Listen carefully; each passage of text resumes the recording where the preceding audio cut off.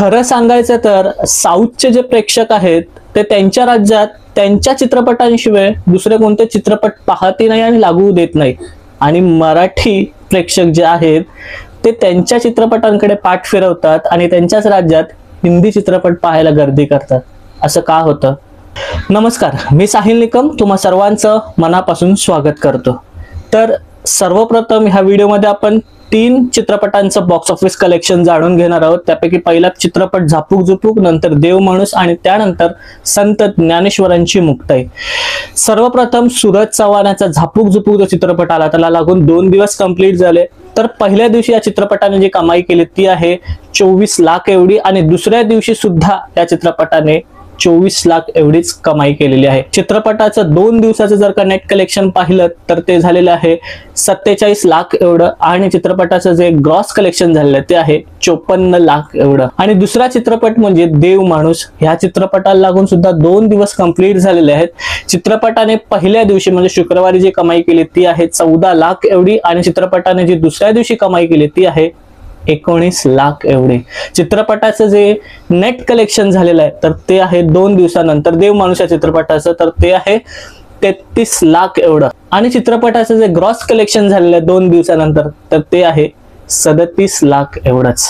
आता येऊयात तिसऱ्या चित्रपटाकडे, संत ज्ञानेश्वरांची मुक्ताई. या चित्रपटाने एकूण 9 दिवस कंप्लीट केले थिएटरमध्ये, आणि ह्या 9 दिवसानंतर जे नेट कलेक्शन झालेलं चित्रपटाचं तर ते आहे 67 लाख एवढं, आणि चित्रपटाचं जे ग्रॉस कलेक्शन झालं 9 दिवसानंतर तर ते आहे 71 लाख एवढं.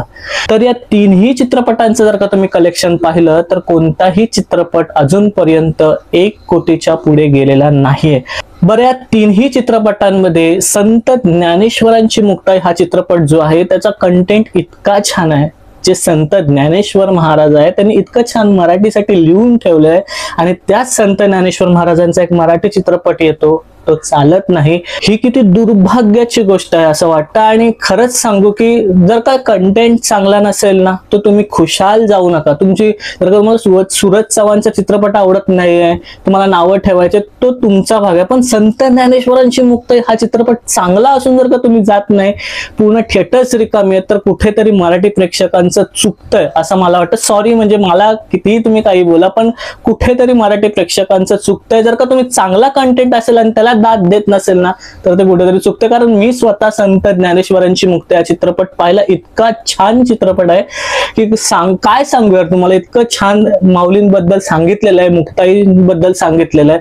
तर खरंच तुम्ही हा चित्रपट पहा. खूप कमी कलेक्शन आले, म्हणजे 70 लाख. जर का तो चित्रपट 5 कोटीमध्ये बनतोय आणि त्याची 70 लाख हीच कमाई झाली 9 दिवसानंतर, तर खूप वाईट परिस्थिती आहे मला वाटतं की. आणि बाकीचे चित्रपट, जर का देव माणूस हा चित्रपट बघितला तर तोही सुंदर चित्रपट आहे, मी तोही पाहिला. तर त्याही चित्रपटाला जा, आणि खूप कमी कलेक्शन, म्हणजे 14 आणि 19 लाख काहीच कलेक्शन नाहीये. ते खूप वाईट वाटतं हे सगळं बघून. इव्हन झापूक झुपूक हा चित्रपट पण ठीकठाक आहे, तुम्ही जाऊ शकता चित्रपटाला, तर ती तर तुमची चॉईस आहे. पण माझ्या मते तर संत ज्ञानेश्वरांची मुक्ताई हा चित्रपट चालायला हवा होता, आणि खूप सुंदर चित्रपट बनवला दिग्पाल लांजेकर सरांनी. तर माझ्या मते जे मी म्हटलं सुरुवातीला की साऊथची लोक जसे त्यांचा चित्रपट पाहून त्यांची जर का हिरो मोठे करतात तर आपण का नाही. जर का कंटेंट चांगला तर जाऊ शकता ना. साऊथची लोक बघा ना, 4 लोक शिव्या घालतील त्यांच्या कलाकारांना पण त्यांचेच चित्रपट बघायला जातील, ऍटलिस्ट त्यांच्या राज्यात तरी. पण आपल्या राज्यात मी बघतोय, अरे जेव्हा संत ज्ञानेश्वर महाराजांचा तो चित्रपट बघून आलो बाहेर तेव्हा ही रांग लागली होती केसरी 2 चित्रपट पाहायला. अरे हे काय आहे? आपलेच लोक जर का हिंदीमध्ये गर्दी करणार असेल, मराठी चित्रपट बघणार नसेल तर काय फायदा?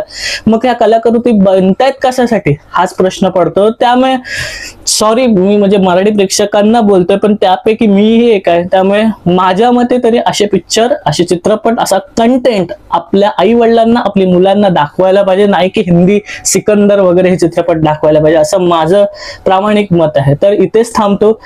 काही चुकलं असेल तर माफ करा, आणि पुढच्या व्हिडिओमध्ये भेटू आपण. तोपर्यंत आपलं YouTube चॅनल पिक्चर प्लॅटफॉर्म पाहत राहा. लास्ट बट नॉट लिस्ट, स्वतःची काळजी घ्या.